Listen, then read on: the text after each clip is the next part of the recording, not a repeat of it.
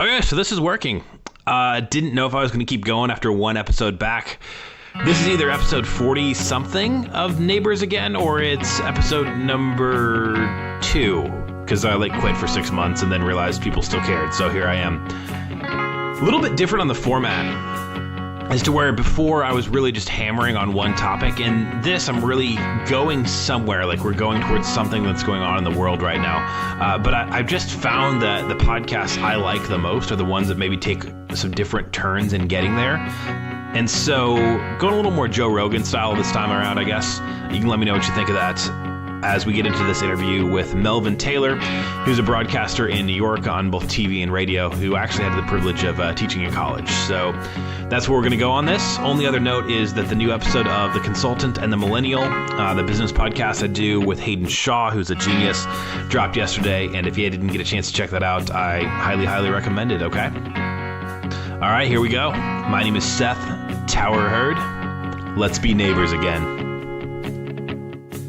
And if we can't walk in love, we're a noisy little gong, a bitter little song that a bully sings out of. Neighbors Again, the podcast that I quit and then came back to because people were still downloading it. So this is either the 40-something episode or episode 2 of being back. My friend Melvin, who is a former student of mine, from Chicago, joins me, and we're going to go a little different direction than I used to on this show, where we just used to stick to one topic, and we'll probably branch out to talk about what's going on in the world this week as well.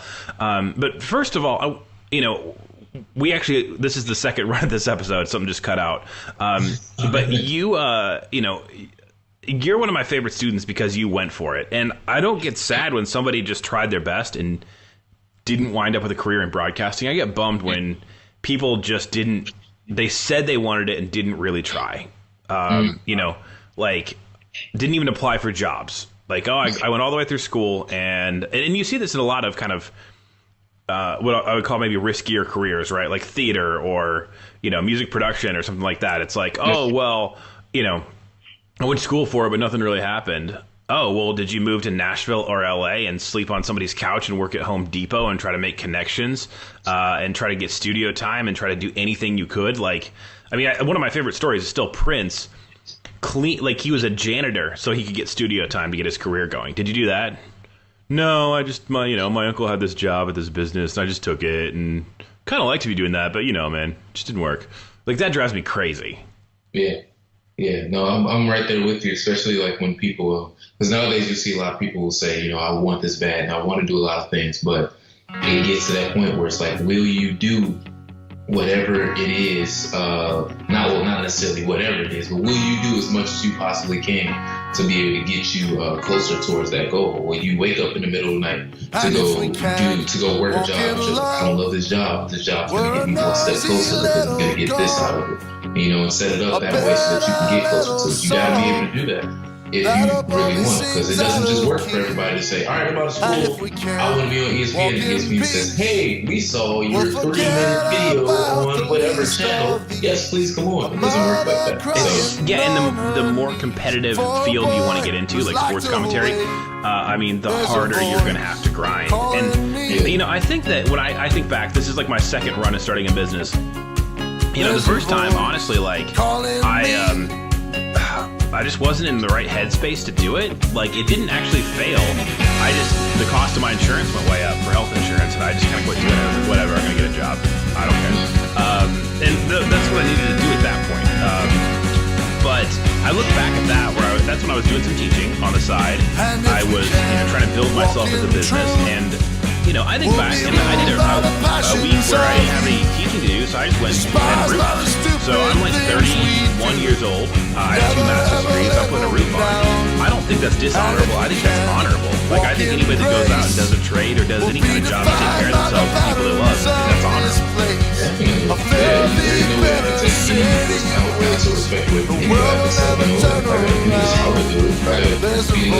Okay, cool. Or like you said, if I gotta go do roofing, I can definitely do that. I don't understand the city of people. It's those jobs. I don't make those. It's bro, what are you doing? Calm down. Well, and there's this thing, because I've been around the music industry a lot, and still honestly, it's kind of funny, the music stuff that's going on in Chicago find myself making connections again, even though I'm not in it. Like, just kind of meeting some artist managers and that type of thing, and kind of getting to know that world again a little bit. But there's this thing where if you work in the music industry and you quit and you like leave Nashville or you leave LA or whatever, people talk about you like you died. They're like, oh, well, you know, Keith is gone. He's not with us anymore. And it's like, you know what? No. Keith just went to a different place to do something else that's going to make him happy. Quit acting like he died. And so, you know, if you're in media and entertainment, there's just like, I think a lot of times there's a stigma around like, oh, well, like, whatever. Vanessa, you know, she's not on TV anymore. Oh, moment of silence, light a candle. No, Vanessa's just doing something else. Like, that's okay, you know? And maybe she'll be back. Who knows? You know, some of the greatest careers have had some of the you know, tallest peaks and valleys. So let's get into your New York story, man, because I was just saying I appreciate that you went for it. You know, tell me what you came to school to do, because that's where we met. And by the way, I haven't eaten breakfast yet, so it's okay if I sneak a bite of oatmeal here and there. But go ahead. I came to ICB because originally, like, Stuart Scott is like the guy for me. Stuart Scott was like everything that I wanted to be. And he was like one of the first few people that I saw on TV and said, like, yo, he looks like me. Like, he talks like everybody that I know talks. Like, whenever I go to the barber shop, like, he sounds like everybody there. Whenever me, my cousins, my dad, my uncles, or everybody that like I coach with or talk with, like, talk about stuff, like, he's like it's like same type of thing. So that's what I want to do. Not everybody's going to know who that is, so you want to just kind of break down what that means. Okay, yeah, my bad. So Stuart Scott is like legendary ESPN broadcaster for folks who don't know. He's just like, when you think of like sportscaster who like set the prototype for everybody that we get today, he is the one guy that broke all the rules back in the day, in a sense, to be able to get what it is that we have nowadays. And I had a lot of people in my life that were saying, hey, Melvin, you can do that too. Once I finished playing basketball and running track in college, I fell into like kind of the broadcasting lane, and I fell in love with it. And I was like, yo, I really want to do this, like broadcasting, commentating. This is awesome. So when I graduated and came back to Chicago, I was like, I need to find that type of outlet. I need to find somewhere where I can do it. And luckily enough, I came across ICB, or ICM now, and just started taking classes there. I was like, all right, I'm really going to do the sports thing. Started helping out with the Dean Davis sports show while I was there, and just trying to put everything together. And in the midst of me figuring out, all right, what's going to be my next thing? Am I going to keep interning? Am I going to try and find me a job somewhere that's in like a radio station or in some sports station or somewhere? Am I going to have to move out to the middle of nowhere for a couple of years to figure it out like everybody does? What's going to be next?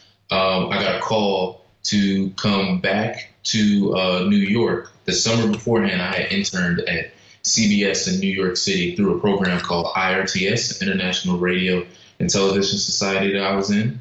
And due to connections, like you were saying beforehand, there was a VP at that point in time who was retiring and said, hey, there's a job open. I can't guarantee that it's yours, but I can tell you that I can definitely get you an interview for it if you want it. And I was like, all right, sure, I'll interview for it. Went in, did that, killed it.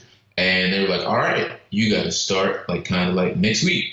I was like, what do you mean like next week? Like I had this phone call on Wednesday. They're like, we need you to start next Friday. I was like, oh, oh my God. So I had to put in my pink slip at work and basically pack up that whole weekend, move to New York the following Tuesday.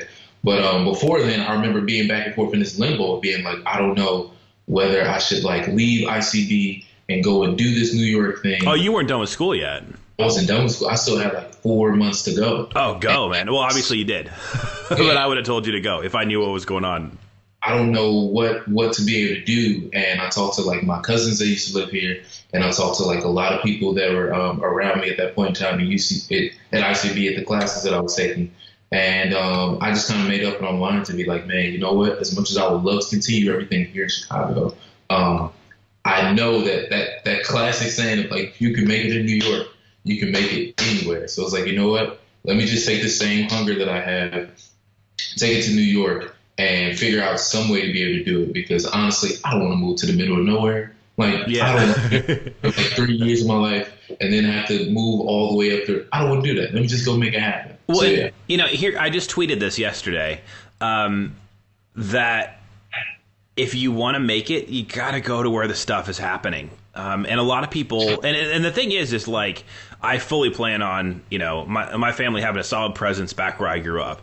But what I said was, you can maintain an empire you built from pretty much anywhere. Once you get to a certain level, business, media, entertainment, whatever, you got to build it where the things are happening.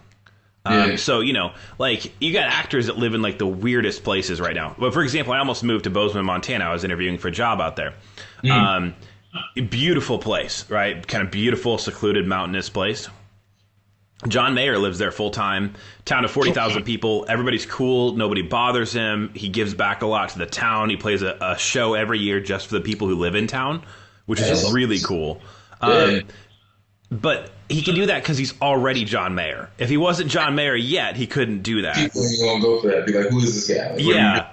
So you got to go to where the stuff is happening, and that's different for different people. For me right now, building a business, there's more startups that are actually being founded in Chicago than any other place. That's very, very helpful for me to be around so many new businesses popping off, right? And so, could I do what I'm doing in, New York or LA or a major, metropolitan area? Yeah, probably. But the advantage here is that I did media for, 10 plus years and I got a ton of contacts already. So for me, this is the place where I can build a business unlike anywhere else because, I think I've seriously got like 2,000 numbers on my phone, man. It's crazy. This is where I can text people and get stuff done. Bottom line. So you go to New York and you go for it. You're not with CBS right now, right? So what was your job and where did you go?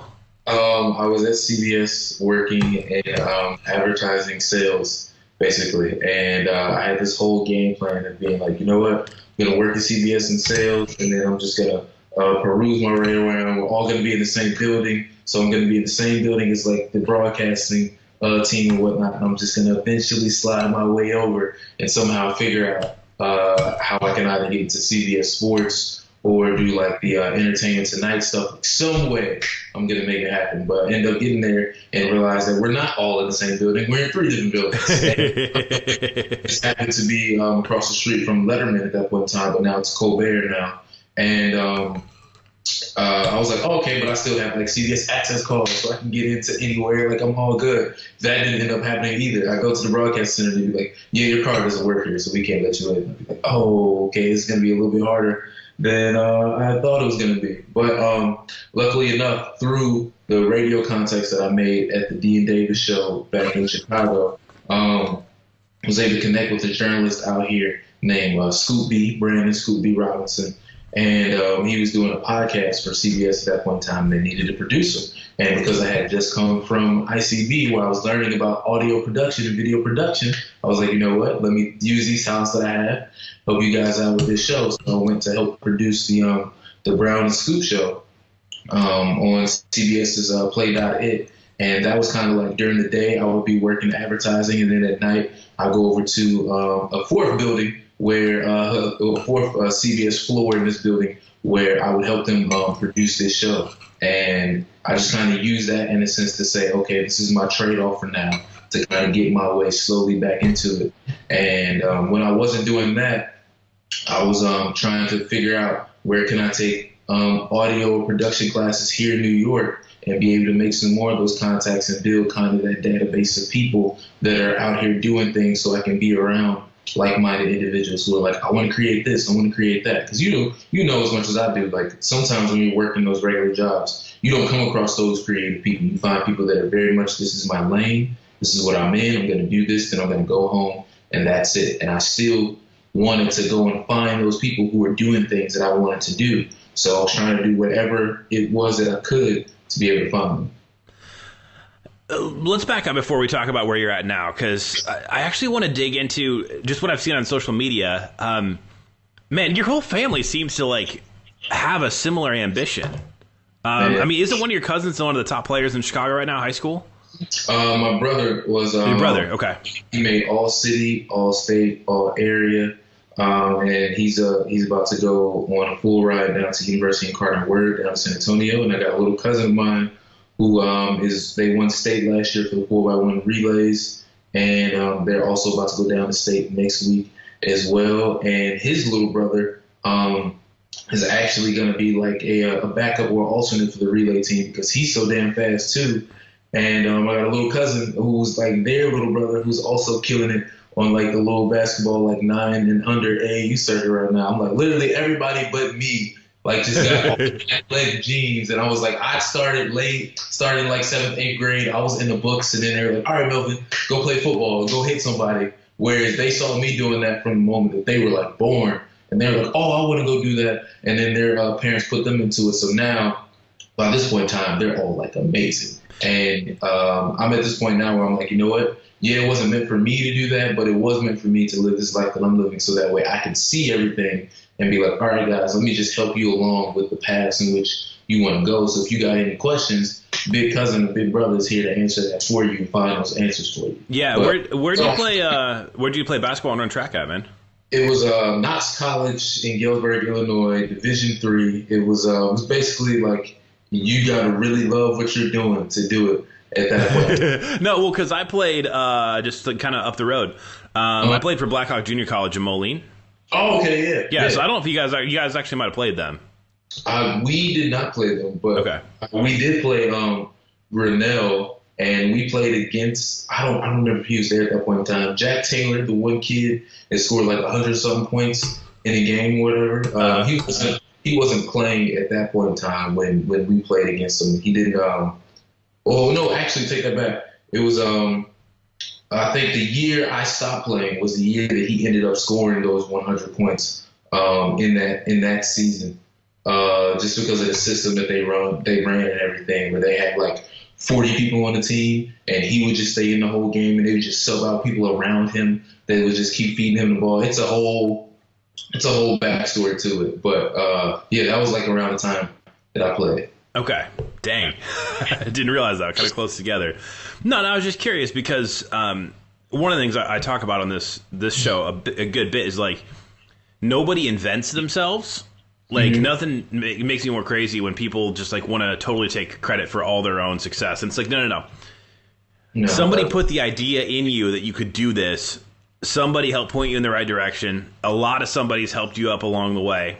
Great. You know, and so like this is such a difficult or a tight rope to walk because on one side I see a lot of talk that I think pushes people away from what psychologists call an internal locus of control, which is you know, the worldview you want, which is some bad things may happen, but I can adjust and I can keep moving forward and I can, you know, make good choices. And external locus control is, I'm done. Like, whatever. Bad stuff happens. Not my fault. I shouldn't have to do anything about it. You know, and people with an external locus of control, first of all, aren't very happy. Second of all, usually statistically kind of get to the end of their lives and realize that they had a lot more control than they thought they did. And so, you know, anybody that's pushing people towards an external locus of control, I always get concerned with, you know, because like there are always things that we need to work on as a society for sure. But telling a 14-year-old kid they can't do it is cruel. Yeah, it really is. And that's why, like, one of the things that I used to do in high school was when I wasn't playing football at Marist, running track at Marist High School. My little brother, while my dad was like coaching his football team, I would coach ages like I was coaching youth football ages like 3 to like 5. Yeah, and I would find like a lot of that in them because they're like, oh, I want to do all these great things, but I don't know if I can do it. These like 3, 4, 5-year-olds telling me what they can and cannot do. And I'm like, yo, what are you talking about? Like you're 4 out here playing football against 7-year-olds and you're doing a great job. Like, stop that. And it was just that process of trying to stop that at that point in time, and anybody I come across kind of transferring that same thing. And then I'm glad that I did that because that ended up helping me when I got to college and like when my basketball career and track career basically ended, which I'm glad you brought that up because I kind of want to talk about that a little bit too.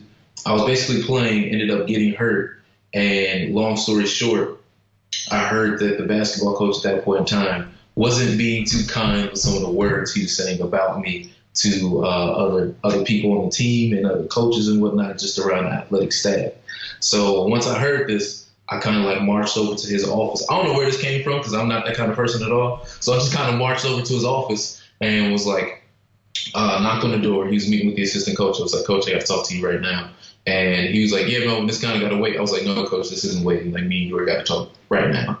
And he told the assistant coach, all right, go ahead and leave. And then after that, I just closed the door. And I was like, I heard the things you've been saying about me. So man to man, I need you to tell me what's going on so that we can figure out what this is. Basically told me, Melvin, I don't care how good you get, how much you practice, all that. You're never going to play for me as long as you're here. So you're just basically wasting your time. And from that moment, like, I basically just went into this downward spiral of that external kind of control that you were talking about, being like, you know what, man, it's just isn't meant for me, blah, blah, blah, whatever. I don't think this is going to be my story. And after like a bit of a period of time where I went through some soul searching to be like, yo, like, I'm only 20. Like this, okay, I'm not going to be Kobe Bryant. Not going to be LeBron James. It's fine. But I can still figure this out. Like my life isn't over with. And then just kind of taking ownership of that situation and saying, yeah, that's what happened, but I'm still going to make something of myself and I'm still going to do whatever it is that I can to get closer to my goal, in a sense. I flip that around to say, you know what, let me do more stuff on campus. All right, I'm not going to play basketball, but I know all the basketball players, and I'm taking this minor in print journalism. Let me write for the school newspaper. Let me commentate on all the basketball games and be like, Coach, you're not doing a great job out there. What's going on? And flip that into a story and keep going and so on and so forth. So I agree with you. I didn't mean to go on that tangent, but I think that's really important. And I think we're getting something there because, you know, with Amanda and I having kid number 1 in October, one of the things I've thought about is like, there's all this talk about bullying, right? Okay. There's a really simple solution to bullying, at least one kid at a time. And that is put your kid in Brazilian Jiu-Jitsu.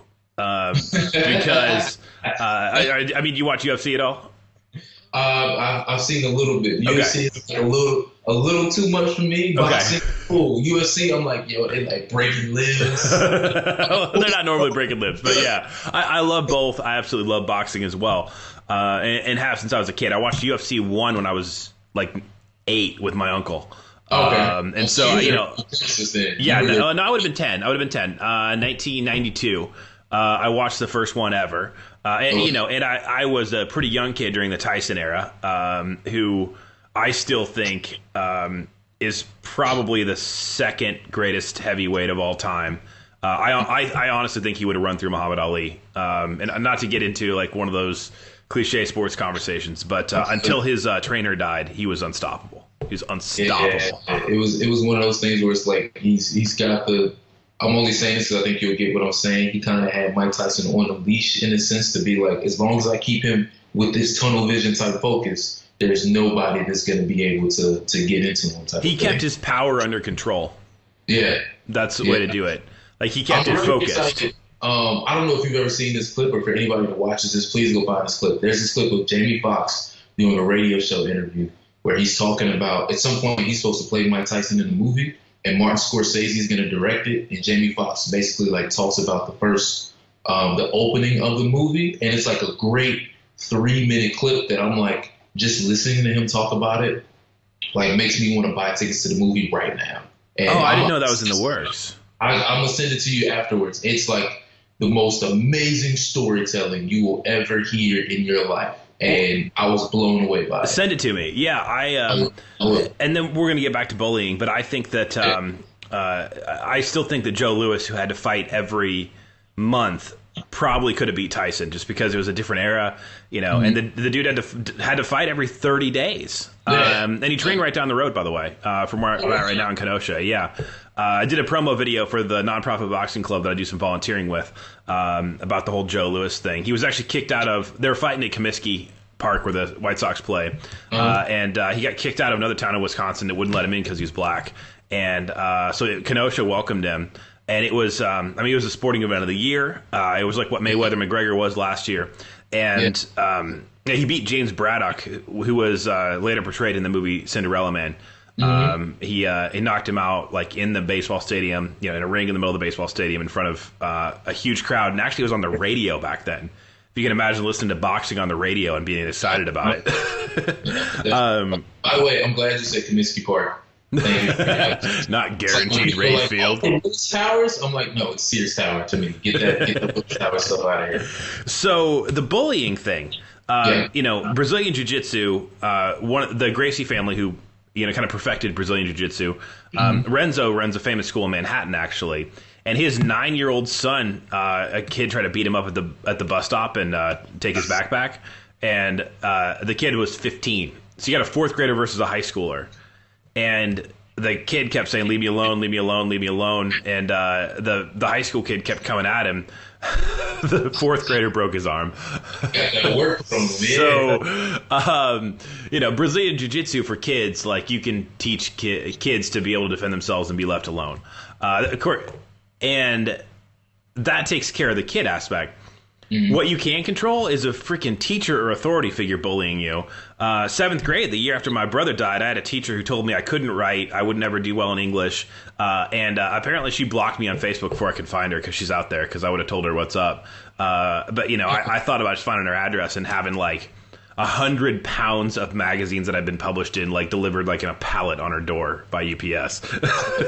That would be so awesome. That's why I'm glad my dad was a teacher, and my major actually was elementary education, and that was one of the reasons why I was like, at some point in time, like way off in the future, after I'm done with my, I'm still praying on an illustrious media career, I kind of want to go back into teaching to kind of help all those people, because you see a lot of people that let me say in college, I came across a lot of people who were like, oh, I don't know what I'm going to do in my life. I'm just going to go into teaching. But I'm like, I know what type of individual you are. You're not going to be a great teacher. You're going to be somebody that's going to do the same thing that happened to you as to a kid. And I'm like, I don't want that to happen to people. So way off later on, after I'm done with everything, I kind of want to go and do that and give back, in a sense, to kids, to be like, yo, look, I started out not knowing what the hell I want to do. And now you see everything that I've done. So now let me tell you, like, I can't give you everything, but I can give you enough to help you get started on your path to be able to do it.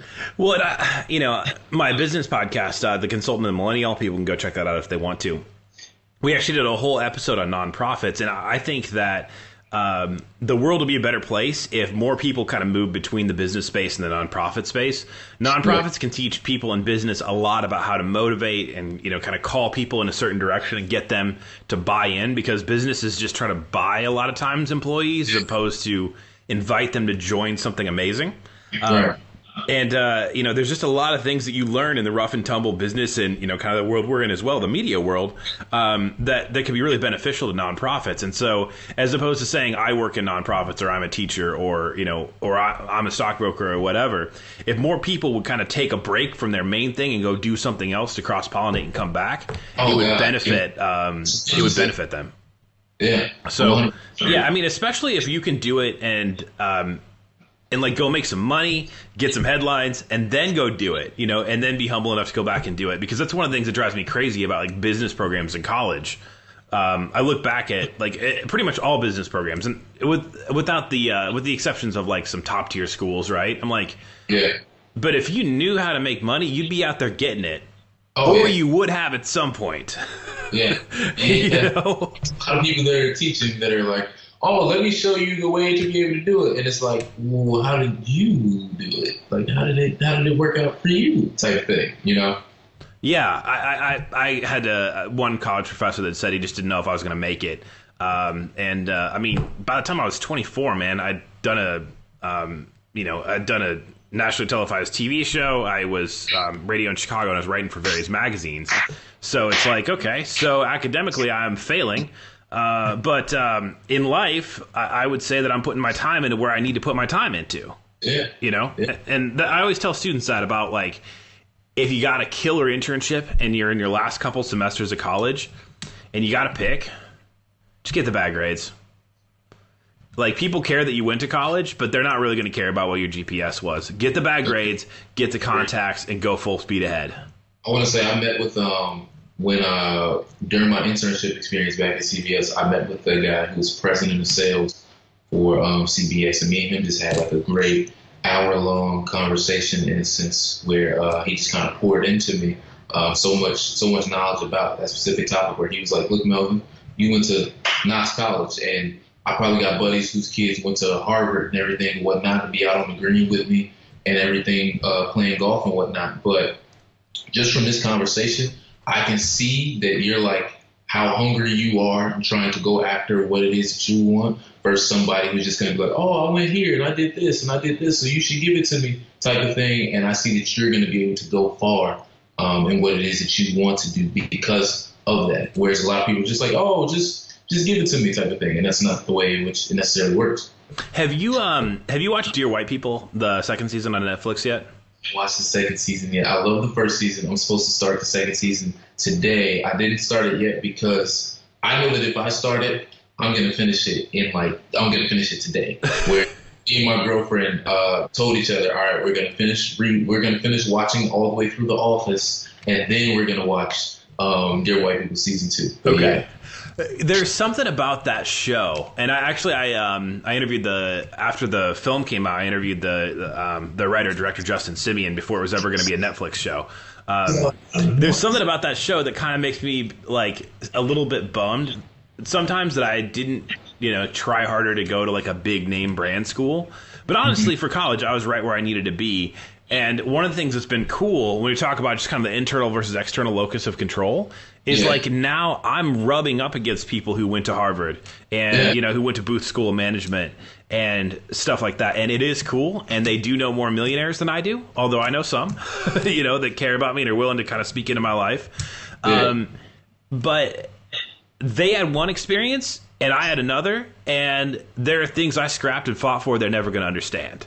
Agreed. And I love that aspect of it because, like, originally I wanted to go to Ohio State. I was born in Ohio, and Ohio State is like the big like school, obviously. And when I was applying to schools I didn't even apply for Ohio State because I was like, I don't want to do that, because it kind of got to that point where I wanted to go somewhere that was smaller, where I felt like I could make an impact in a sense. And the reason why I wanted to do that because I felt like I would be able to get my hands dirtier. I would be like, I will be in the trenches, either creating the things or helping to move along the parts and the pieces that will get me that experience that I want. Versus, like I could have went to Ohio State, had a great time, probably rolled off that success for a while, but going somewhere like Knox, I was like, no, I was a part of the school newspaper. I was also doing the broadcasting. I was also doing acting. I was also in this club, and this club, and this club, where I was able to get those hands-on experiences that all culminate to help me do what I'm doing today, versus going somewhere bigger where I might have only been able to do 1 to 2 things and not have the same well-rounded experience that I got at the smaller school that now, in my opinion, is paying off more for me. Yeah. Let's talk about you've done some cultural stuff, right? Because I first really started noticing how you were hitting it in New York. Travis Green, who's a Grammy winner, you interviewed him, kind of modern gospel artist. So awesome. You said that you either wanted to do entertainment or you wanted to do sports. Where are you landing right now? So it's looking more like the entertainment aspect of things now, just because once I stopped playing basketball and running track, for me, it was kind of like the sports in me just slowly started to die. And I you know what? Let me not say die, but let me say I started to see beyond it. And the reason that I'm glad that I did is because I noticed people that were at my school that had been playing basketball their entire time there and hadn't necessarily made any progress in terms of like what they're going to do once basketball was over with. And I promised myself, this is one of the crazy things that I promised myself before I even started playing basketball when I first got there. I was like, if I get to that point, well, I'm not even going to get to that point, because I'm going to promise myself that I'm going to stop doing this before I get to that point where it's like I've given this program 4 years of my life, invested in it, everything, and I'm not going to the NBA. I'm not going to play overseas. I'm not going to play in the D League. Like, what am I going to do? That would be my trade-off for doing this here. And if I'm not going to be able to do that, then let me go do something that will help me move further along in what I want to do in life. And damn it, I forgot the question. We could come back to it. No, it's okay. I was asking which direction you were going. So you're in New York. Okay. You're staying for the moment, and really you're kind of hoping to get more in the entertainment thing. That's where you're working towards?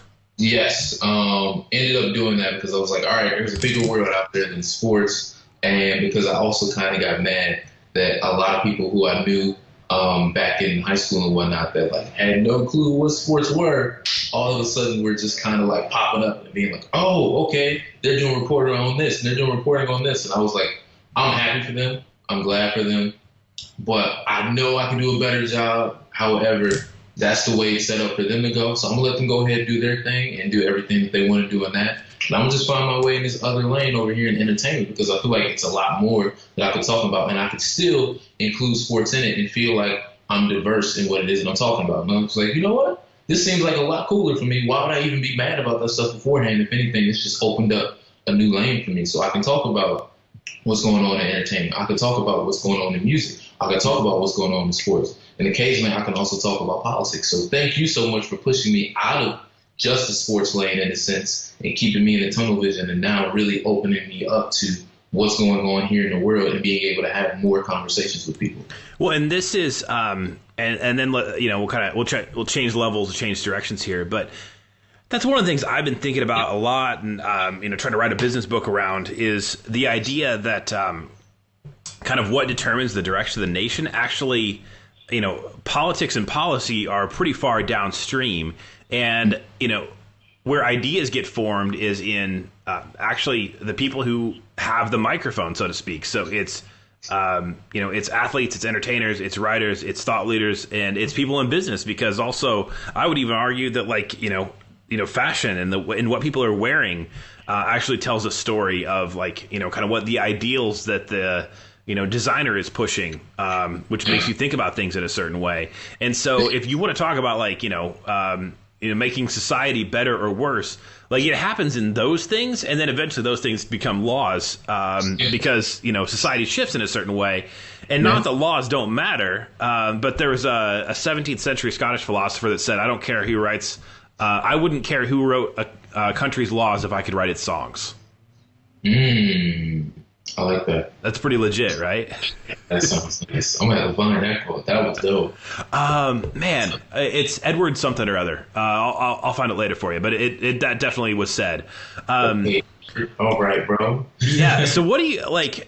So I feel like there's three moments right now that are going on that are pretty dominant. We got Kanye, we got Ta-Nehisi Coates, and then we got Childish Gambino, which I still haven't watched the video or SNL or listened to the song, so that might be hard for me to speak to. Okay. And those are three very different, takes on 2018 America, right? You know, because we're very much still talking about racism. And those are three and even before that, Ta-Nehisi Coates and Cornel West got into, you know, a pretty huge fight, and I think Ta-Nehisi Coates quit Twitter over it. So what's your take on those three? And then I got some different ways to spin it.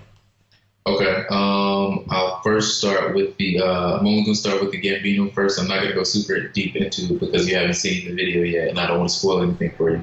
But I will say, on YouTube, I have a reaction channel, and I reacted to that video, and we're over 250,000 views at this point in time, so you should definitely peep that when you get a second. Oh, my gosh, man.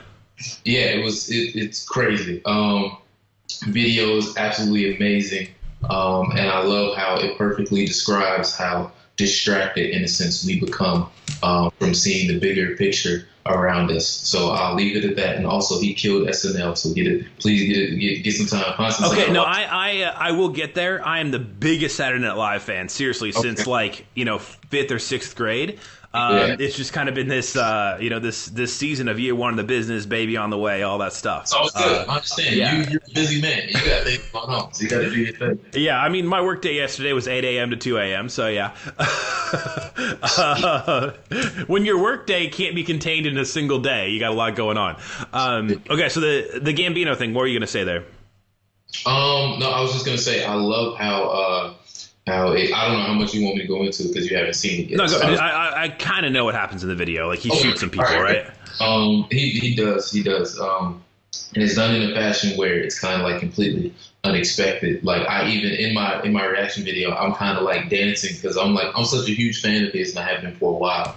And this is like even back when I was like in high school, and I was like, oh my God, we're getting new music, and it sounds great. And then after kind of like the first shot rings off, I kind of just like freeze because I was like, I wasn't prepared for what we're about to get at this point in time. And it's a great way to just kind of like show you. We become so distracted in like what's trending right now? What's going on right now? Or what's this new drink that's out? Or what's this new song that's out? And we just kind of like put that in the forefront and move across to the side. Oh, these people died. Oh, this is going over here, over in Palestine or overseas. Oh, this is what's going on in the White House. This is what's going on in Puerto Rico. And we just kind of like push all of that out the way to focus on, but this new thing here is going to get me excited. And then the next week, something else happens. And the next week, something else happens. While we're just slowly descending into this kind of chaos in the sense of all of this stuff that's just burning around us, just paying attention to this one thing here. That's what I love about it so much, is that it just kind of like opens people's eyes in a sense to be like, pay attention to what's going on around you, because there's a lot of shit that's going on. There's a lot of stuff that's going on around you. Yeah, I try to, especially now that I'm back on Christian radio, so I try to bleep things. I'll try to get back and bleep that. To just try to, just save me a little editing work if that's all right. So I need to watch the video. I probably hamstrung that conversation because I haven't seen it. What I think is interesting right now is that he did something ambiguous enough that people are talking about it. And I think that a lot of people think, I'm just going to get more mad about something. I'm going to yell more about something, and that's going to get me somewhere. When a lot of times the art that really messes with your head, it does so because it's surprising, not because it's more over the top. Agreed. It's because it catches you in a way in which you weren't prepared for, and now it's forcing you in a sense to have to say, I have to look at it from before I can even put my full thoughts onto it. I need to see what it is that he's trying to say, and then I can begin to make those connections from there, instead of just saying, this is just the way that I see it, this is the way it needs to go. First, interpret what it is that the artist is trying to put out, and then you can begin to go from there. That's what I hope people were able to take away from it, and that's what I'm hoping the conversations that do happen from it. Yeah, well, because I was thinking about the whole I was actually thinking about Mitt Romney this week. And the question of and I think that you can kind of you can examine Trump in two different ways, which is policy and just stuff he says. Obviously, stuff he says for the most part is many things are utterly indefensible. I would actually argue that the MS-13 thing, the things people have been saying to defend MS-13 are probably as nuts. This is a gang that tears people's hearts out. That's pretty jacked. And so it's funny that one podcast said Trump has a magic power. He can he can get people to take stupid positions just because he says something equally stupid. But I think about that, and part of the reason that the vitriol against Trump isn't working in some ways is because if you take, like a Rolling Stone or something like that, that's always just going to be, here's the party line we're towing. The problem is, the reason nobody's listening to Matt Taibbi, who's their politics writer, is because he said the same stuff basically about Mitt Romney, who was the nicest person ever. Yeah. And I don't think was ever going to be president or is ever going to be president. But the line was, Mitt Romney is super nasty and such a terrible person. And they basically had nothing there. He's just a really nice businessman who put Obamacare in Massachusetts before Obama did. And then, with the whole are our leaders, are our politicians supposed to have integrity and not lie and stuff like that? We crossed that line with Bill Clinton, and the genie never goes back in the bottle. Yeah, I think it kind of works against people in a sense when you say all of this stuff. When things weren't, let me put it this way, when things weren't as bad and we were talking about things being that bad, now when things are that bad and we talk about it, people are like, you're kind of just crying wolf in a sense. You've been saying this for the longest. Now I don't want to believe you, when it's no, really, this is really it. It's really that bad. Well, and when people say stuff like that, things have never been this bad or whatever, America's never been this divided. Let's go divided. 600,000 people died in the Civil War, and everybody knew somebody who died. You don't think that's more divided? Things have never been this bad. Spanish flu killed more people than World War I and wiped out entire towns. You don't think that's worse? I still think whatever problems we got, we can still get over if my whole town doesn't die. They're still fixable, as long as I don't know if you've seen Avengers yet, so I don't want to. Oh my gosh, yeah. I mean, be careful with the audience. Okay. But I don't want to spoil anything whatsoever. But as long as I can't use that. I can't use that joke. I'm not gonna do that at all. Okay. Oh, yeah. Okay. Yeah. No, we can't. But things are not that bad. As long as people aren't dying, then we're good to go. So yeah. Well, and here's what I've been thinking about with racism, and this is why I want to move with the Ta-Nehisi Coates, and I'm repeating myself a little bit from the last episode, but you're going to have a different take than the last guest, so that's okay. You know, when we say things like racism will never get better or whatever, like it did for it did for the Jews, it did for the Irish, it did for the Chinese. Like, you could legally kill Chinese people in the 1860s in California and get away with it, or illegally, and you wouldn't be prosecuted, right? Because there was a great influx of migration, a lot about working around railroads, and a lot of towns killed Chinese people and got away with it. So I'm just not buying into this narrative that, like, racism can't, particularly like black racism can't go somewhere, because you give it a couple generations, and that, like, I don't see a lot of signs that say, like, dogs and Irish need not apply, which used to be something that was up in Chicago. So, like, that doesn't mean it's simple, but this, like, whole, and this is where I kind of move towards the Ta-Nehisi Coates thing, who's one of the greatest writers, I think, to ever live, or at least one of the greatest American writers. Yeah. But I find his conclusions to be very concerning, and this is where Cornel West got into a fight with him. I find his conclusions to be very concerning, even though I think he's one of the greatest, and that I, like, agree with 80%, and then he always kind of ends with, and this will never get better. And, I'm like, well, it got a lot better for you. You got really rich. You have a jet-setter lifestyle. It got better for you, and you want to tell some 14-year-old kid it's not going to get better for them. And and the thing is, I think he's sincere. I think that's what he feels. I just don't think that's what history says. Yeah, I would say that I'm probably a bit more of an optimist in the sense that I do think that at some point in time, things will get better. However, I can see where he's coming from by saying that, because just kind of like what you were saying beforehand, how it got better for Jewish people, how it got better for Irish people, how it got better for people of Asian descent. I think the main difference for me, or at least the way in which I see it, is that because those groups of people were never enslaved on this country, it's a different sense of progress for them to say that it's moving quicker for them, but however for us, it's kind of like always pushed to the background, like, okay, it'll at some point, all right, and it's kind of like, how much further does it keep getting pushed back until it gets to the point where it's handled? And I think that's where it ties in, because I know Ta-Nehisi talked about that for a little bit as well, in saying that when you're kind of like still on that same land that hasn't given you that justification for everything, or hasn't given you everything that it's given to everybody else, then it's like, when is this going to be solved for us? And if it isn't being talked about, or isn't something that isn't being handled at that point in time, it forces you to say, is it going to actually get better? But I like being an optimist in general, seeing glass half full. So I do think that at some point it will. Well, and let me kind of take that piece by piece, okay? So I would say there's a certain segment of the population that for the rest of their lives will never get less racist. Okay. And that's a fairly small number. Like, when there was the Charlottesville rally and stuff like that, like, if you look at that, are there, definite dyed in the wool white supremacists that, should concern me just as much as they concern you, because I'm having a half Jewish kid, or, quarter Jewish kid, actually, sorry. Yeah, absolutely. Like, I find that to be, very concerning. But that rally was also a lot of, like, lonely and weird people, like social outcasts, or, people who had some kind of disorder that don't have the social skills to have friends, and somebody was nice to them, so they showed up to it. So it's like the actual racists, and then people who are really lonely.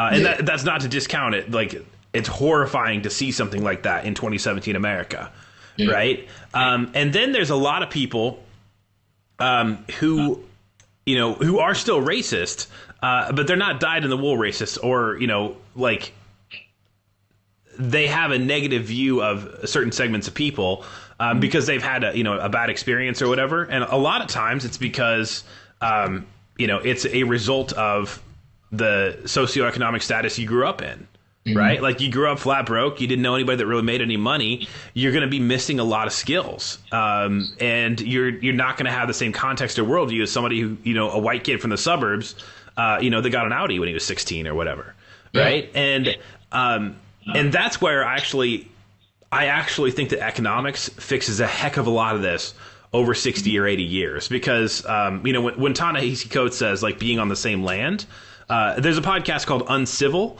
that's still like there's still a fight going on for ex-slaves who were able to own land in either North or South Carolina that wound up getting it taken away from in the 1900s. That stuff's still going on. What I have always said, and this is probably not where most people who lean conservative land, but I've always said on reparations, like we either need to send a bill to the Japanese and Indians who got reparations, or we need to extend it to blacks. And then that gets a little complicated because I've got friends who immigrated from Africa and stuff like that too. But like we already decided what we are as a nation as far as what reparations are. We just haven't applied it across the board. And so how long did you live in Chicago? Or did you live in the city? Or I was in Chicago for a majority of my life, actually. Okay. So, areas that are traditionally black and poor in Chicago got that way because of predatory banking lending practices during segregation. And, that creates a cycle of you're growing up a kid in a bad school, and it's, and you're going to have that one in a million that doesn't have any decent parents or role models and somehow, finds their way out. But most of the time, like, this is a pretty predictable model of what happens if you grow up in see what's going to end up happening. Yeah. And so, my belief is if we fix that, like, if we basically get business going, get people better jobs, et cetera, which I don't think there's one magic bullet. I think that's a lot of people working on it. And, we get people out of poverty. A lot of the kind of white racism of looking down my nose at you or whatever. I mean, like, not me to you, but you know what I'm saying?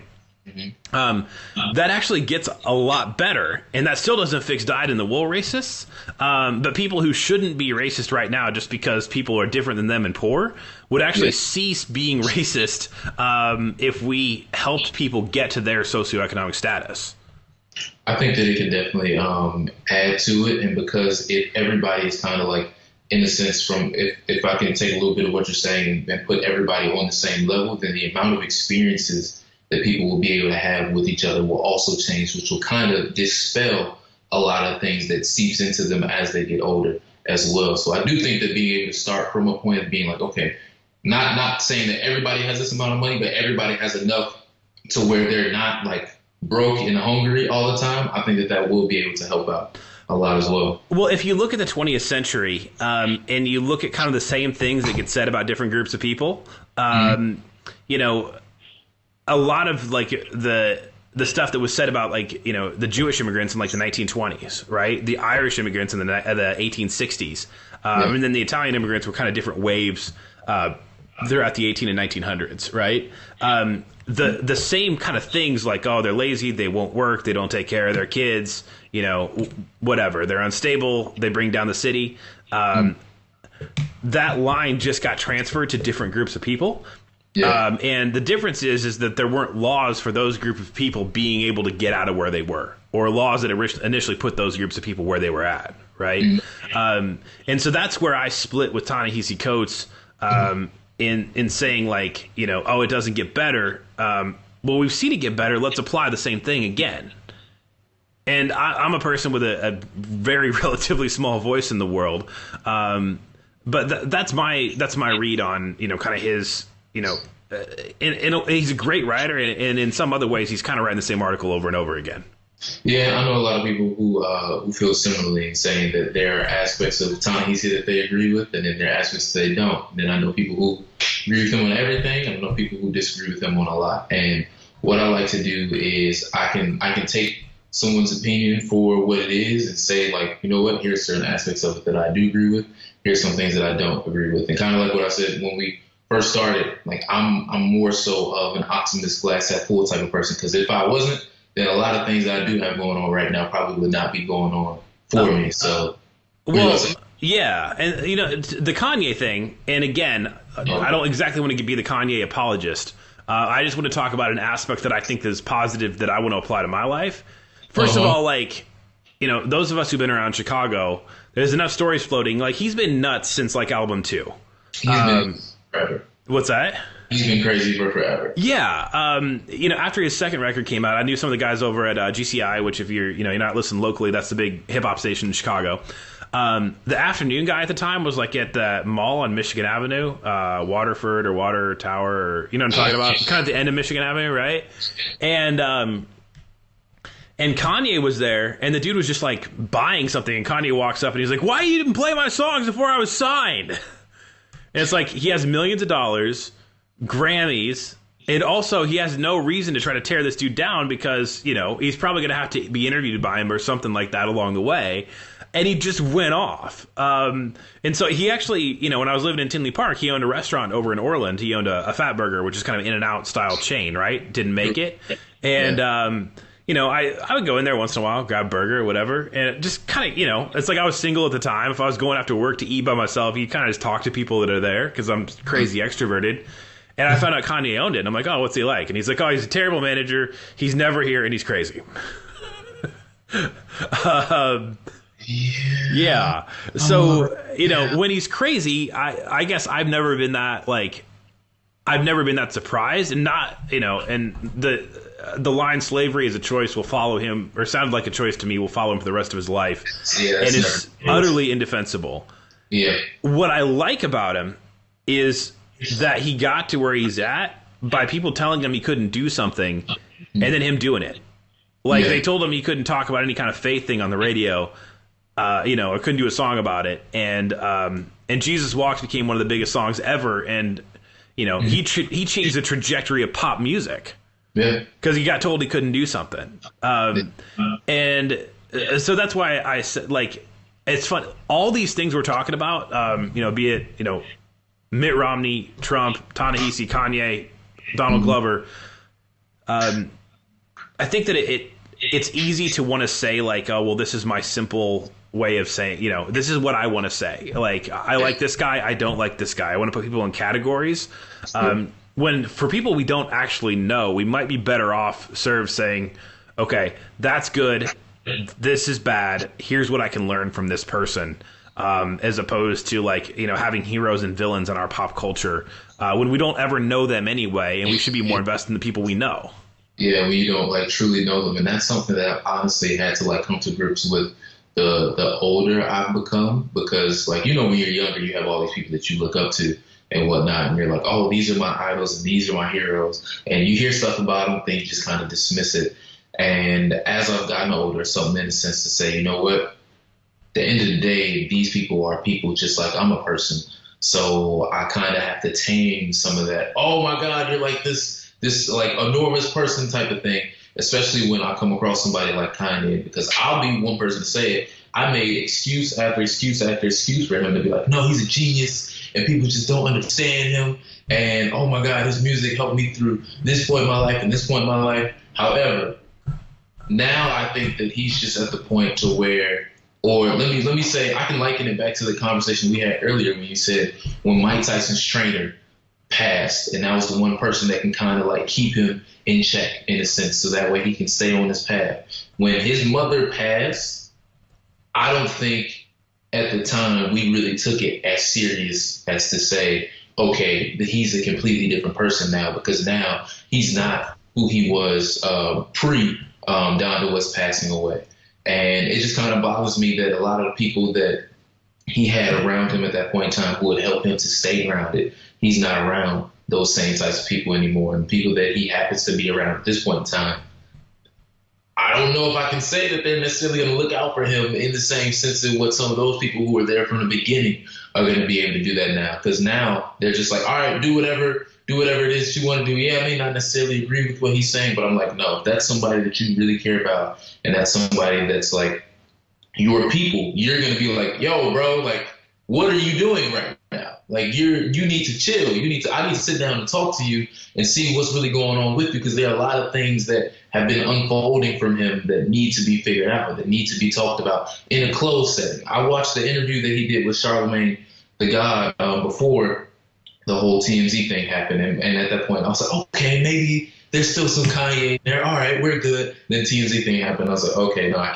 can't really do this anymore. But in that interview, he said that the people that are around him, he uses that as his therapy. So he'll go, like, anybody that's around him, he'll just talk to them about his life problems. And I'm like, that's not good, because if you have people that are around you that are only there for financial gain, or that are only there to get something out of you, or for you to do this specific thing so that they continue eating, they're going to tell you whatever it is that they need to tell you to get what they need out of it. But if you have those people that were around you from the beginning, or those people that were there when you were broke, when you were struggling, that are still there to be like, no, like, this is who you are, type of thing, I think it would help them out a lot. And I'm just kind of sad, man. I'm just really.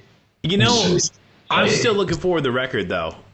Honestly, I'm not. You're not? I'm not. I'm at the point now where I'm like, I don't know if I'm going to listen to it one time. I told everybody, I'm going to give it its first, like, all right, is it good or is it not good? After that, I don't know if I'm going to keep doing it. I'm like, I might just take everything that was Kanye pre this and just say that. So what about every other record he touched, though? Because there's the album with Kid Cudi, who I've loved all the way through since his first mixtape. And then Nas, who, I kind of hold in this whole other, like, universe as far as his talent. Like, Kanye's fingerprints are going to be all over. And Pusha T's coming out. Pusha T's coming out as well. Yeah. So, do you write off all that? Oh, man, that's what I'm trying to. That's that middle ground right now, where I'm like, if I do go this route, then am I going to be somebody that's like, no, I'm not just going to listen to his music, but whatever he produces, I'm still going to listen to? Or am I going to be somebody that's like, yo, if it's got Kanye's name on it, I'm just not going to touch it? I don't know yet. I don't know yet. It's still something that I'm trying to figure out for myself. Because like I was saying before, it's just hard when you see somebody that, like, you looked up to at that point, and then you're like, no, you're human like me. And then you say something like, oh, slavery was a choice. And it's like, what are you doing? Like, what? This is not who you are whatsoever. And then just kind of going from that to say, and now I'm going to keep supporting your music, which is fueling the way in which you're looking at things, which I does hope change. And I do hope that you have someone that kind of checks you to be like, if this is who you are, then you have to own it. But if this is not who you are, then we need to figure this out. I'm just a confused Kanye fan at this point. Well, what? And then we're going to kind of we're about an hour, so I'm going to land the plane here, just kind of on one more topic, and we'll wrap up. But what could he say that would make you a fan still? That's a great question. Is there anything that could bring you back? Is there anything that could bring? Okay, here, put it this way. The day that his kids have a play date with Jay-Z and Beyonce's kids, I'll know he's no longer crazy. So when that happens, I'll gladly be back. Okay, that's the perfect transition. Except I got to throw in one more thing. I guess my take on having interviewed, I think I had interviewed 2 Oscar nominees that were up for awards this year, right? And that was more on the director side of things with the writing I do. But, my assumption going in with anyone in entertainment, because most people I think of them as the modern philosopher king. Like, these people are wise and they have a different view. My take usually going in is these people are insecure children. And I usually don't network. I usually just get in and get out. Like, if I'm going to a movie premiere or whatever, and I'm doing an interview, which happens, or there's a Q&A, I get in, I get out. And sometimes I turn it down. I had an offer to fly out to interview Christian Bale 2 years ago, and it just wouldn't work with my schedule out to LA. I just couldn't do it with my schedule. And you know what? Is that the opportunity that slipped away that bothers me in my life? Not at all. Do I feel like I lost something by not meeting Christian Bale? Not at all. I don't do pictures. So that's really important to me. I don't Instagram if I, meet somebody or whatever. And oddly enough, usually if I'm writing for a relevant magazine and I interview somebody that's more high profile, I don't even share it on my own social media. So, like, the bigger the person is, the less likely I am to push it out. The more you're like, how cool. Yeah. Well, just because, like, at the end of my life, I don't want, like, the truth is the truth. So in some ways it doesn't matter. But this is one of those things I care about people's opinion on, I guess. I don't even want there to be an option for somebody to get up and say, oh, well, he built it off the back of somebody else. I want him to say he believed and built on his own. Or a better thing to say was he built off the people who raised him and poured into him and influenced him, not he met blah, blah, blah, who hooked him up with whatever. Right. Well, please finish your point. So just on the celebrity thing, let me just land the plane on that, and then last topic, and we'll wrap. So actually, Community, which was the TV show that Donald Glover did about it's one of my. I absolutely love it. Love that show. Okay, so Shirley, who was like the mom, right, the single mom, she was on a new show called The Mayor on ABC about this 19-year-old rapper who becomes the mayor of his town. I saw promos for it. I never watched it though. Well, it died. So she was tweeting about how she didn't know if the show was going to make it. She was glad for what they got to do, even if it only got a few episodes or one season. And I replied her, and I was like, hey, and I actually think I named the publicist. I was like, hey, this publicist is not getting back to me. Maybe there's some more press out there you could be doing that could help the ratings of the show. And your manager approved it. Again, I got her manager's email in my flipping email right now and her manager's number.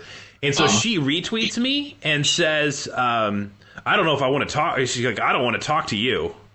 And then her fans just go nuts on me, dude, for a week on Twitter, calling me child molester and stuff. Does that bother me one bit when I watch Community? Not at all. Because she's a really solid actress who does really solid work, and she's stupid for not working her show harder, for not listening to reason that her publicist wasn't doing the job of a publicist. And so I guess I view the Kanye record the same way. And I'm not telling anybody else they have to. This guy's nuts. Am I not gonna watch Community? I'll still watch Community. I love that show. Am I gonna see what I think of the new Kanye record? I'm at least going to see what I think of it. Is it going to shape my opinion of Nas or Pusha T at all? Not at all. That's my take. Well, I think that, and that's just going back to what I was saying beforehand, I think that's just the process of growing up too, because you have a lot of people that look up to these people as more than being a human being. And as you get older and you see, no, they're human just like I'm a human. It's just that everybody knows their music or knows everything they do. Then you kind of have to find that middle ground, like what you were saying, to be you know what? Hey, I'm still going to watch this. I'm still going to do that. And it's kind of you have to get to that point of being able to say, they're human. It's okay. We all mess up. We all say things. But before then, you have to have that moment of, what am I going to do from this point? Am I going to be somebody that's I'm here with you forever? Oh, I'm never going to be with you again. Or I'm just going to rationally figure this out because this is just life. And I think that's just the point where I'm at right now, to be you know what? I'm just at this point in life where I have to figure out what path am I going to take. So, yeah. You said the Jay-Z thing. So Meek Mill was supposed to go to a summit on prison reform at the White House. Right. Because he just got 8 months or something like that, because he's on probation and he popped a wheelie on a dirt bike, which is insane. And you look into it, it's the craziest thing ever. But yeah. So he was invited to a summit on prison reform. And he was going to go, and Jay-Z talked him out of it. What's your take? And it was at the White House. So it was, and there were several other people there. Van Jones from CNN. I forget who else was supposed to be there. But give me your take on that.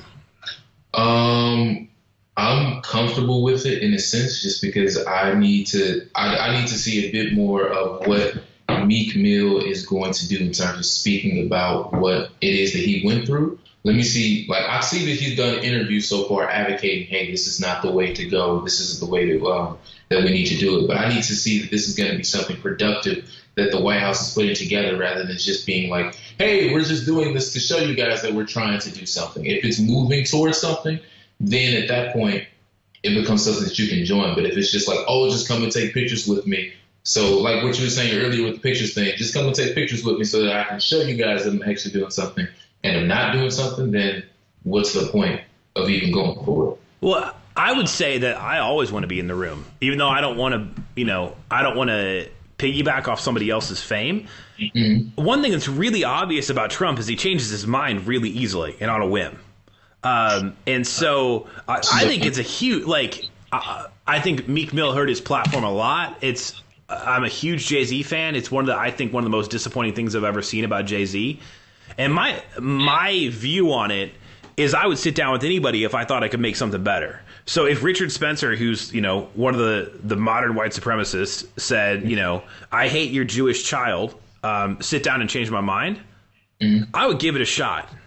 Right. I would give it a shot. And so, whether or not, Trump changes his mind on stuff all the time. And obviously, does he lie about stuff and exaggerate stuff all the time? Yes.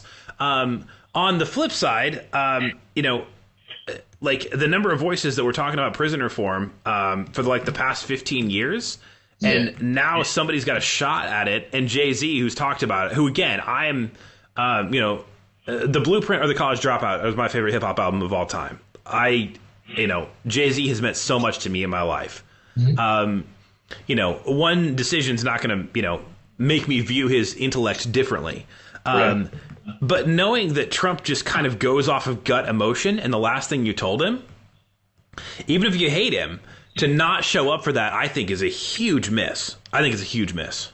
I think that kind of like what you're saying about your child, if you're talking to someone that's going to have an open mind and an open point of view and say, I'm willing to listen to you to change my mind, and they're not coming with any ulterior motives, then that's great. However, from him changing his mind so often, I don't know what type of ulterior motives he has. He may not have had any. He may have went into that meeting and said, you know what, I'm going to openly listen to Meek Mill and I'm going to see what he has to say. And if I like what he has to say, then I'm going to fight a bit harder for this to end up happening. But just from him doing, like you said, flipping back and forth so much, I don't know if that was really genuine or not. So if it's just going to go and be a press thing, then, hey, man, you might as well just pass it. For what? Well, and again, this is me reading the room a little bit, having worked with people who are like Trump and that they're very emotional. And he's clearly ADHD, right? So when you asked him, why he's pro-life, anti-abortion, he said because he knew somebody that was going to have abortion, but then had a kid, and the kid turned out great. So he's anti-abortion. And they asked, what if the kid would have turned out being a bad kid? He's like, I'd probably still be for abortion then. One story or one thing can dictate a lot of his behavior.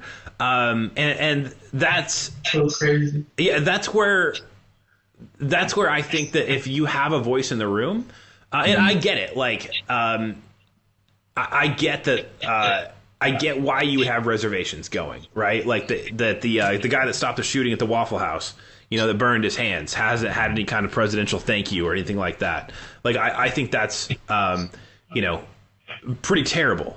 But on the flip side, if you've been talking about prison reform for a decade, in hip hop, and you got a rapper invite, does anybody really think that Ronald Reagan would have invited Meek Mill to the White House, or George W. Bush? You got an invitation and you didn't take it. I still just think that's a miss. I think it would be, that also, the media at that point in time, if the media was the same, or if the case would be as big at that point in time, then I think we're a bit closer to them inviting a person of Meek Mill or somebody that's going through at that point. I think we're closer to them inviting them to the White House if we have the type of media that we have today. If we have the social media and things able to blow up that big to where it looks like, this would be something that would be beneficial for me and what I'm going for, and for everybody overall to be able to do, then I think that it happens. But at that point in time, for what we had, no, I don't think it happens. But that's based on what you said. You haven't been around people that have had that same type of thing where they do, oh, you know what, nice kid. Not what did he say? He said, I'm not for abortion because this kid was good. Yeah. If the kid would turn out bad, would you still be for abortion? He was like, oh yeah. I mean, that's his decision making thing. And so I would want to get closer in there rather than further away if I had a shot. Because now he's probably just going to say heck with it, whatever. And maybe not. But again, for all of, and I'm not trying to be a Trump apologist any more than I'm trying to be a Kanye apologist or explainer or anything like that. I'm just saying, if you have a shot, if you have a shot, take it, and read things as they are. Which there are good things going on right now. I've never smoked weed. It does seem like it's a far better situation for the taxpayer to not be locking people up over a plant. at $60,000 a year, especially when sometimes that's a decent job somebody can find, right? And so now we've got the Trump Justice Department saying, marijuana legalization is going to go to the states. It's clearly going to be legal in all 50 states within a decade. And they're not standing in the way of it, right? And so if you're not like a fan, or you're not going to be Matt Taibbi from Rolling Stone, where it's like, oh, well, Mitt Romney's the worst person ever, and then you got nothing to say when Trump comes along because you already said that stuff about Mitt Romney. If you're trying to do something other than just rile people up to sell magazines or sell records or whatever, if you're trying to fix something, like, go to the meeting, and even if you otherwise hate somebody, say when they did something good, because that's more likely to get them to empathize with you. So like, for example, Franklin Delano Roosevelt, horrible anti-Semite and horrible racist, particularly against Asians. Part of my extended family's from Laos, and my wife's half Jewish, so there are a lot of reasons for me to hate that guy. And in several ways I do. He married his cousin and had inbred children, and was a horrid racist. However, had he not been aggressive with Hitler, there might be like, there wouldn't have been a royal wedding today, because the king would have been beheaded during World War II, because England would have lost to Germany, and God knows if they would have ever gotten out of totalitarianism and white supremacy in all of Europe. So had he not done those things, Europe is in ashes and in the hands of some of the worst dictators that ever lived, right? So a healthy view, I think, is to see both things. A healthy view is, even if I hate Trump, and I see that the Justice Department is moving in a way that I like on some issues, go to the table, because that's how you actually get things done. That's just like, I'll let you react to that, and then we got to wrap here somewhere. I would say I definitely agree with you. Like, it is more beneficial to have someone at the table. It's just when you have somebody that is so unstable at the table, it's just like, I don't even know if I necessarily want to have to put myself into that mindset of having to deal with everything that comes with that, because there is a lot that comes with having to deal with President Trump and everything that he does. So I do agree with you, and I would say my personal stance is I would rather have someone be in the room in a sense than not be in the room. However, there are certain circumstances where I'm like, I'm okay not being in the room, and this just might be one where I agree with being like, you know what, I'd rather miss out on this one, and for him to say, okay, well, what's going on? And then say, if we can actually sit down and have a real conversation over it and not make it some huge spectacle where it looks like a good photo op for you, then I'm down for it. But if you're just someone that says, all right, just come here, we're going to talk about it, and I can see midway or early on in the meeting that it's not going the way in which I thought that it was going to go, then I feel like my time is wasted, then I'm okay. I hope that kind of makes sense. Yeah, no, and I got to stop quoting myself on Twitter because it's really freaking pretentious. But I would say a couple lanes there, and then let's talk about what you're doing now, and then we're going to end the episode. Sure. But I would say that I'm not sure what that could look like, because if Meek Mill shows up at the White House, if he just drops by for a casual conversation to where it's not a big summit. I mean, there's no way anybody of any prominence can go to the White House without it making the news. So right. I don't think there is a way like to where I would if I had a dispute with my neighbor about lawn mowing and I said, why don't you come over and we'll just figure it out, right? Like, they don't like the way my lawn was mowed or whatever. I live in an apartment, so this is theoretical, right? Once you're on that stage, there is no that. There is no thing where either Trump or Meek Mill does anything, almost anything, without there being thousands of reaction tweets. Yeah. Right? Yeah. So that was just my take on that. And when you're saying about like, I'm okay not being in some rooms, I think the people tend to default to either, like passivity, and resolving conflict at the detriment of themselves, or overly aggressive. And I've done both in my life, right? And I would say that to where I've probably been too aggressive in some cases, to where especially in business relationships that I've pretty much torched. Somehow later I've been able to put back together when I realized we could do something good together. Right. Yeah. But there are the occasional thing where I would say like, I would call it like a scorched and salted earth policy, where, the Romans did that. If they total defeat was that they would pour salt in the dirt so they couldn't grow anything, so nobody could live there. And on occasion, I don't want to rule out the fact that there are people that you should never be around ever again. Whether or not I think Meek Mill should have taken the meeting, I think that there are people you should never be around again, for sure, regardless of what it's going to personally benefit you. Yeah. No, I agree with that.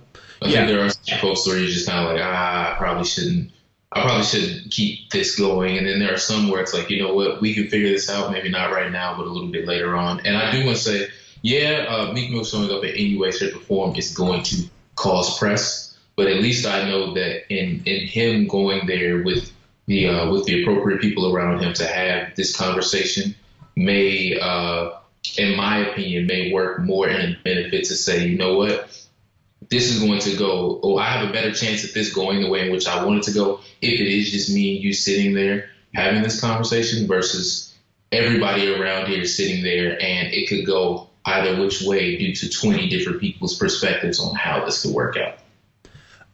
Let's land the plane on just talking about what you're doing now, how people can get connected with what you got going on. Because like I said, you've done different, like I started paying attention. I checked out Travis Green, who's a modern gospel artist, big Grammy winner because you were doing that. And that's kind of how I started kind of noticing what you were doing again. So if you just want to land on where you're at, you're getting a lot more YouTube videos than a lot of people. So just kind of shout all that stuff out. Right now I have a radio show called The Alternative with Melvin Taylor. That is every Monday going into Tuesday, 11:55 p.m. till 2 a.m.